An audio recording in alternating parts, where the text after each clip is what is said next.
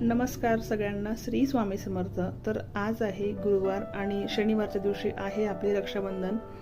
तर माझी सगळ्या बहिणींना नम्र विनंती की या 3 आपल्याला राख्या ज्या आहेत त्या आपल्याला खरेदी करायच्या नाही आहेत, कारण की आपल्या भावाला त्या राख्या म्हणजे बांधायच्याच नाही। त्याचं मागचं कारण मी आजच्या व्हिडिओमध्ये आपल्याला सांगणार आहे। तर आपण काय करतो की मार्केटमध्ये जातो, घाईघाईत का असं आपण जातो मार्केटमध्ये आणि राखी आपण घेऊन येतो।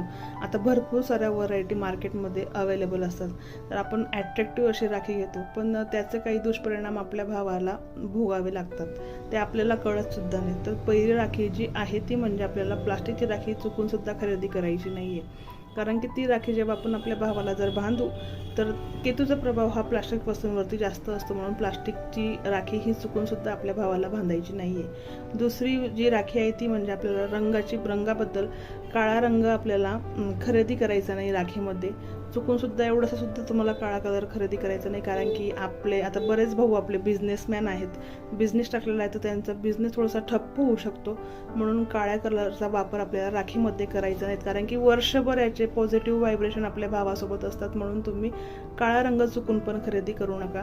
आणि तिसरी गोष्ट म्हणजे आता बघा आपण राख्या घेतो त्यावेळेस रुद्राक्षाचा मणी असतो, महादेवाचं चित्र असतं, म्हणजे असं इमेज असते, गणपतीचं असतं चित्र वगैरे, असं स्टॅच्यू म्हणतो ना आपण छोटासा असा, तो असतो राखीवरती। आपण त्या राख्या तर घेतो, त्या छान पण वाटतात, बांधतो पण ज्यावेळेस त्या आपण राख्या कापतो, त्या उतरवतो, तर आपण त्या कुठेतरी असं फेकून देतो, त्याचा अनादर होतो।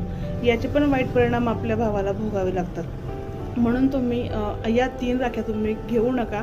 घ्यायची असेल तर एखादी तुम्ही अशी रेशीमची छान अशी गोंडेवाली राखी जी पूर्वी राहायची तशी तुम्ही घेऊ शकतात।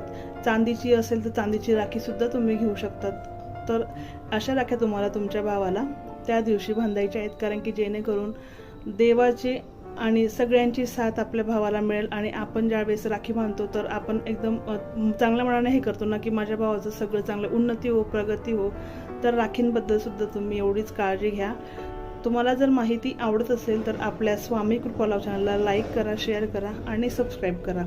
धन्यवाद। झालेली माहिती मी स्वामींच्या चरणी रुजू करते। श्री स्वामी समर्थ।